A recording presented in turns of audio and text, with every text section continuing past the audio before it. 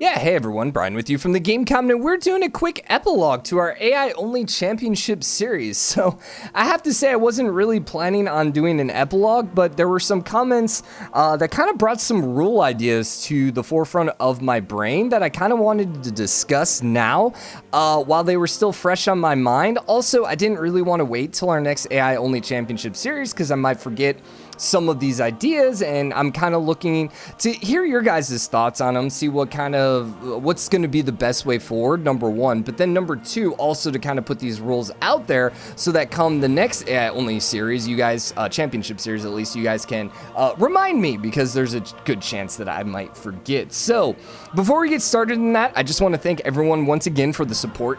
Absolutely amazing on the series. Love the views, love the likes, love the comments. I enjoyed reading them. I didn't necessarily respond to every comment, but I definitely did read them. I'm just finding it harder and harder to find time. Stupid puppy, man. I mean, she's not stupid. In fact, she's freaking cute and I can't stand it. But anyways, okay, let's get down to business. Let's talk about the rules. So, in the finals, people were talking about a more fair system to determine the winner. Instead of basically adding up the score after all three games, it would be instead to give first place a certain amount of points, second place a certain amount of points, third place a different amount, and then fourth place another amount. So the example that they were using was first place would get 4 points, second place would get 2, third 1, fourth 0. Now, I really love that idea, especially since, you know, we were talking about how if Gandhi goes out, it would actually be detrimental to him if he won an early religious victory, simply because he wouldn't earn as many score or as much score. And I think in the scheme of things, I think that's true. I think giving people bonuses for, giving them points based on their position. And so, like, let's say Gandhi goes out at turn 200 with a religious victory. I think he would earn the full point total then. Then whoever's second in the score would get second most points, and that's how we would work that. Question is, would we actually give someone a bonus amount of points for actually going out, actually winning the game? Now, I probably wouldn't do that, only because that would definitely benefit the religious civs. So someone like Teddy, who's a little less religious focused, would most likely never go out, unless, of course, we extended the timer. But I still think it gets a little too slow there if we go too much past 3:15, 3:30. So I don't think we'll give bonus points. Now, the more I was thinking about it, and I spent a lot of time adding this up in my head, and I don't really want to necessarily get too much into the numbers here because it'll be really easy to lose you, especially since I didn't make a chart or anything like this. But I think I like the idea of giving first place 4, second place 3, third place 2, and fourth place 1, as opposed to 4, 2, 1, 0. And the only reason for that is, in a theoretical situation, let's say some civ comes in first place in the first 2 games. At that point, they have 8 on the 4-2-0-1 system. So then in that point, the worst that they could do, the worst total they could do if they win 2 games would be a total of 8. The downside with second place having 2 points instead of 3 points is that the best any other civ could do at that point would also be 8. So if you got second twice and you got 2 points for each of those second places, you would have a total of 4 points. Then you get another first place in addition to that, and your total is only 8. So that means if someone wins the first 2 rounds, essentially at that point, the worst they can do is tying for first place, in which we'd have to do a runoff.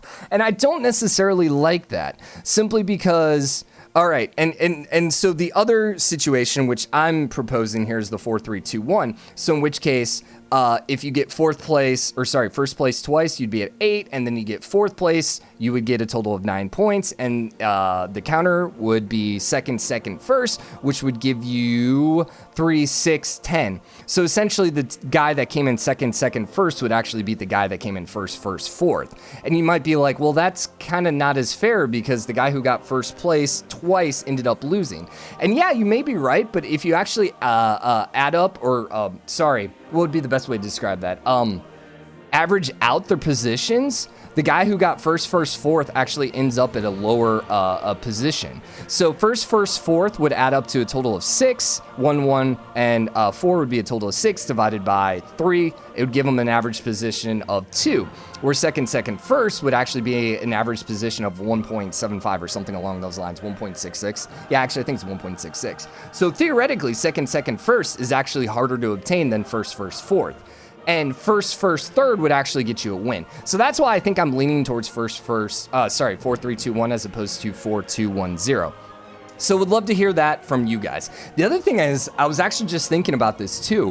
What about the entire knockout rounds? What if we actually gave point totals to everyone and had it a running point total? So we'd have to figure out however many we started with the knockout round. So like, let's say it's 16. So first place would give you 16 points, second place 15, 14, 13, blah, blah, blah. Just go on and down the line. And then what we do is at the end of the game, not eliminate who had the worst game, but whoever has the lowest running total, the 2 lowest running totals thus far in the knockout rounds. So for example, let's say you come in 3rd to last in the first game. You're not going to get eliminated, but you are going to be in the chopping block because you're going to have to make up some points to not get eliminated in the next round. The downside is that eliminates a little bit of the randomness where, you know, someone like Russia, who's going to consistently be really, really good, they are going to be less likely to get eliminated because of a really bad game. But that also might keep it a little fairer for civs like Russia, who tend to be a little stronger and have consistently good games, not just getting randomly eliminated. I don't think I want to change how the group stages work at all, but I'm really debating that when it comes to the knockout round. So I kind of want to hear your guys' idea on that. And then also I want to hear your guys' idea on the point totals. I still think 4-3-2-1 is going to be fairer. I ran a bunch of different numbers in my head. I tried 5-3-2-1, but I didn't think that still had the same issues as 4-2-3-1. So I just don't know. I mean, screw it. 400 points for first place, 300 points for second place. It doesn't really matter.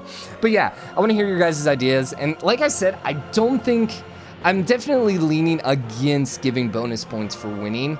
And I know that sucks to win a game and only get, you know, the standard 4 points, but I just don't see that being fair and balanced just because no one's going to ever win a domination game in like 300 turns, 350 turns, 400 turns. No one's going to win. No AI will ever win a domination.